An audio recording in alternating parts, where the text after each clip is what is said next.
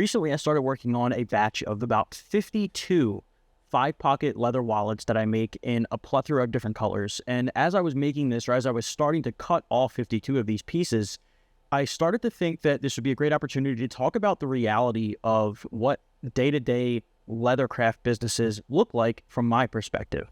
And when I first started this business, I really didn't know what the future had in store for me, but I did not necessarily anticipate most of this being very repetitive, but also extremely rewarding. And this is a perfect example of both of those things happening at the same time.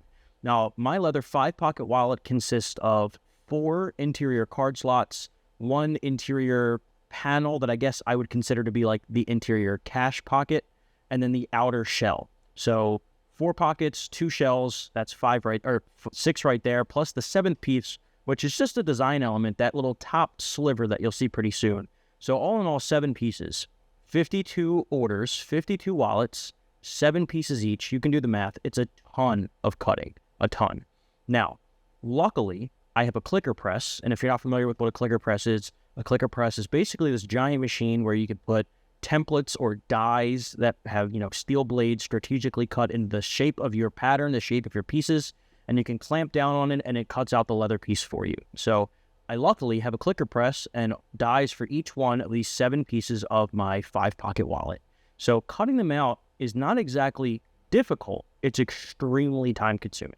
So cutting these pieces out is step 1.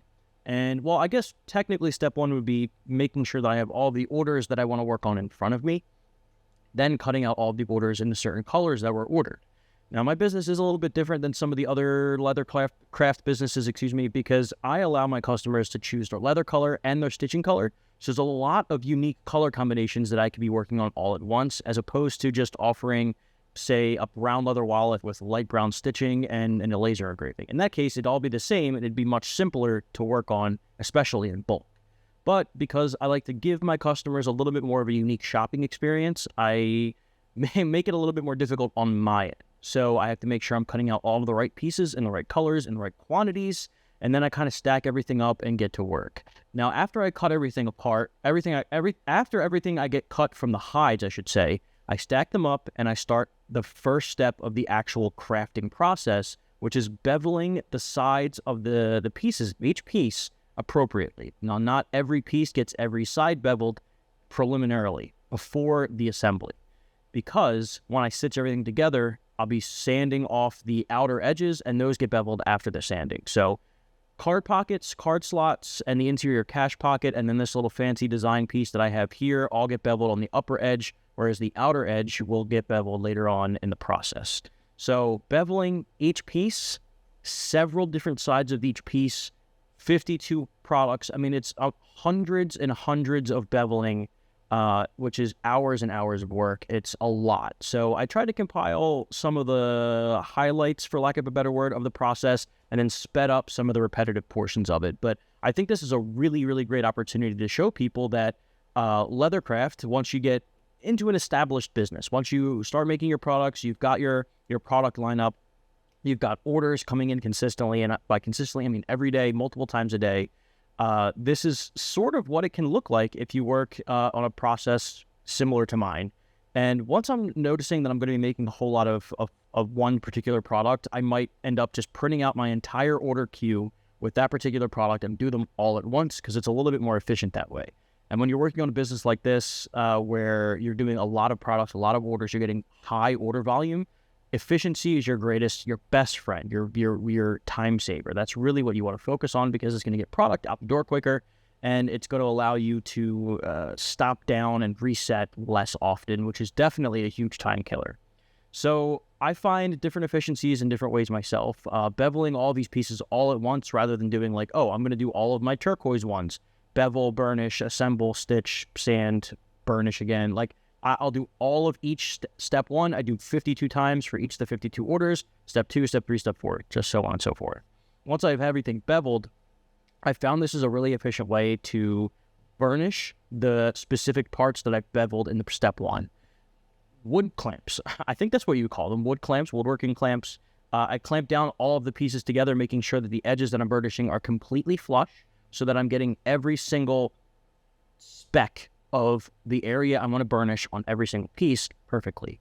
Now, when I first started this, years ago when I first started this method, I very much questioned myself, like, does this look to the third party, does this look lazy? And the answer was yes. It looks pretty lazy. I get that. But it's efficient and it doesn't sacrifice quality. So if you find a way or a method that works for you, I've never seen anybody do this. So if you find a method that works for you, and even if no one else is doing this, if it works for you and you think you're not sacrificing quality, then go for it. Because anything that you can do to not cut corners, anything that you can do to be more efficient is going to save you time and money. And that's really, really important. So this, again, step 2 with the burnishing, wildly repetitive. I mean, clamping, making sure everything's good, making sure everything's lined up perfectly, because you don't want to burnish everything that you're burnishing and then miss, every other card slot in this example would be missed. You don't want that to happen. So this was definitely something that took a long time for me to figure out, number one, but also perfect, to make sure that this is a really efficient way and I'm not sacrificing quality, because once you sacrifice quality, that's where you go downhill. It's a snowball that you don't want going down the hill. So yeah, so the reality is it can be extremely repetitive. And what I ended up doing, and this is why there's no audio in this video, what I ended up doing is throw the TV on. I think I'm watching Fear the Walking Dead in this particular instance. And I just go to town. I put my camera on, go to town. And every now and then I just swap out where my camera is pointing. So yeah, and that's what I have to say about that. If you have any interest in exploring a leather business, it's really important to go into it knowing that once things grow and once things escalate and you get a higher order volume, that you want to be able to be okay with making repetitive motions, not sacrificing quality, and focusing on your product. Now, moving up into machinery is a huge, huge part in being able to do this. If I had to skive every single one of these by hand, I would be completely miserable, and I don't think I'd have much passion or interest left in the craft, because it's just, when you're doing everything by hand, especially stitching, sewing, and skiving, which is what you see me doing here with my bell skiver, once you're going into all of this, doing it by hand, it's just not scalable. So the repetitive motions and the efficiencies are very much aided by machines, and that does not make it any less handmade. This is 100% a handmade product. It's not factory machined. It's not assembly lined in a factory. It's not made overseas. It's not like I'm ordering pre-cut pieces and assembling them myself. You can still call your product handmade, even if you use machines to get things done. Now, taping is something that I do for this particular product, specifically for card slots. Like if it's an interior pocket, that's not going to be an outer edge that you'll have access to. So in this case, this is one that's tucked under another pocket. Tape is my go-to, makes things a lot quicker, and it holds up until I can get to my sewing machine. So that's a huge thing that I figured out later on in the video, or later on in my business. Now, if you're interested in doing anything like this, I actually put together an Amazon affiliate link that has all of my recommended how to get started in leathercraft tools that either I currently use on a day-to-day basis, like this rougher that you're seeing me use here. This is something I ordered probably 5 years ago when I first started, and I still use to this day because it is a cheap, easily accessible tool that I think I got from Amazon.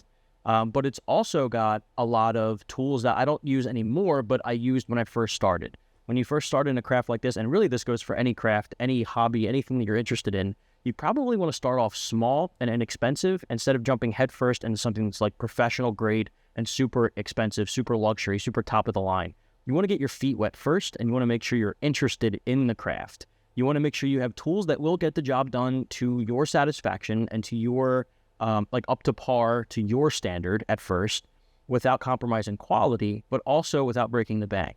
Because if you can spend $150, $180 on one single size edge beveler. But if you do that and you start off and you start making your first couple of things and you realize, like, I don't actually like doing this at all, you don't want to be the guy that spent $180+ on something that you'll use once and never again. So I put together an Amazon affiliate link where you can see a list. It's literally just a list of tools that can get you started. There are things that are all-inclusive starter kits where you can get like one little box with a carrying case that'll have different size edge bevelers, threads, pricking irons for punching your stitching holes. It'll have means to burnish your edges. It'll have little cutting tools. It'll have everything you need just to get you started. Might not be the most all-inclusive kit, but it'll be something that's really close to get you from point A to point Z on your project.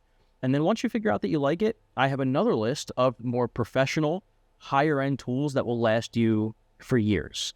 So there's beginner tools. I wouldn't go into it expecting that they'll last forever, but they will last long enough for you to figure out if you like the craft, get you started, maybe even get you into your first couple of months to year of your business if you decide to take this business route.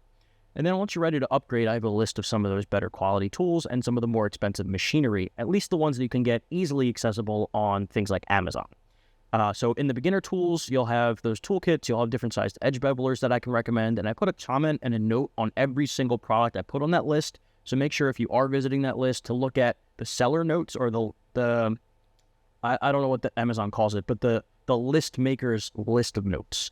Each one of those has a little comment from me telling you why I use it, why I recommend it, or if I used it in the past and have since upgraded. So the tape you saw me use earlier, you'll find there. I use that every single day. It's a beginner trick. I think it's great. Glues you'll find there. Glue brushes that I use every single day. Glue pots. Just the little niche things that'll get you going. And then again, burnishing methods. I prefer to use canvas cloth, which you saw me use earlier, and Tokonole. The little applicator bottles that I use to put them on the edges are on there. Just like all the little tips and tricks that you would just not know when you're first getting started, I have trickled into my list there to make sure that you have all of the knowledge that you need without spending a ton of money. Now on the professional list, there are things like the burnishing machine that you'll see later on in the video that helps me sand the edges, because sanding edges by hand is not only like just inefficient and not worth it, I actually don't think it produces the quality you would want out of a product. I think if you're hand sanding the edges of a final product, like a leather wallet where there's like multiple layers of leather, card slots, cast pockets, outer shells all stacked together and glued, hand sanding that, you're just never, I think it would take you hours to get it like actually fly if you're sanding it by. I just don't think it's worth it. So you'll actually need this burnishing machine or one like it at some point to professionally sand and make your edges flush. So that's on there. That's one of the cheaper versions. They can be over $1,000. They could be $150. So it's kind of where you think you might want to spend. I also, when I first started, used a machine called a Cricut. And I haven't used a Cricut in like 5 years. Literally, I used it for maybe the first year of my business, and probably even a little bit less than that, before I realized it was going to be a business. I used the Cricut, which is just like it originally was a vinyl cutter, and it ended up becoming a version of that where it cuts fabric and like leather, cork, things like that, vinyl. So I decided to make myself a wallet back then, and that snowballed into what the business is. And that was able to cut leather. It had extreme limitations, but it was able to get me far enough into it that I knew I wanted this to be a business. And it actually got me far enough into it that I knew I was going to be selling, and I ended up selling products on sites like Etsy and ultimately my own website when I created it. So there are options out there if you don't want to cut every single thing by hand, which can be very difficult if you don't have templates made. So you can find free templates online and you can cut them out of paper. I think paper is a really hard thing to make a template out of because it's way too thin and flexible. It's hard to trace. I would recommend, if you are using free templates online, to get like cardstock or a heavier paper, heavier medium. And the best way you can go is acrylic if you're not getting a clicker press. If you're getting dies made, you can get dies made out of acrylic. Some you can find companies that will make it for you. You can send them your file and they'll make it out of acrylic. Those are great ways to go. And I actually offer some acrylic templates for some of my products, not necessarily the one you're watching here, but I offer acrylic templates for notebook covers. I have acrylic templates for things like my keychains, like my AirTag keychain, perfect for gifts and things like that. So if you're interested in getting started, check out the Getting Started affiliate link that I put together. Find free templates first. Don't go out there buying a ton of templates. Find free templates. They are out there. That's how I found passport wallets to make. That's how I found 3 trifold wallets, bifold wallets, single card holders. They're out there. Find some free ones, print them out, get started, see if you like the craft. If you do, your first thing that you make is going to be shit. It's not going to be good. That's just how it. It's kind of like it's a canon event for someone getting us started in any craft really, but leathercraft in particular. And there's that burnishing machine, by the way, that I just mentioned. So free templates. Get some super cheap starter toolkit. They're available for anywhere from like $40. You can get some for like $100 that is maybe has like 100+ pieces in it. So just kind of gauge what you want to do. Some of those kits that you'll find online that have like carving tools for like, it's called tooling leather. So if you're like interested in carving designs into leather, it's like a totally different brand of Leathercraft. If that's something you're interested in, there are kits like that. The kit that I put together, not necessarily like that. That's not the business I'm in. If you're looking to buy leather, this is the kind of the next part. So we talked about tools, we talked about patterns. Let's talk about the leather. When I first started, I had no knowledge of leather types, what leather was, what quality indicators to look for. I think I was in the same boat as most people where I say like the words genuine leather made me think, hey, this is real leather. So I'd order the thing, I'd look for the thing called genuine leather. And that's kind of what I did at first. I would order off of sites like Amazon, Tandy, get genuine leather, and it's not real. I hate to be the bearer of bad news, but genuine leather is not real. It's manufactured. It's the bottom of the barrel. It is barely considered leather. It's like plastic, mostly plastic. Consider it just trash.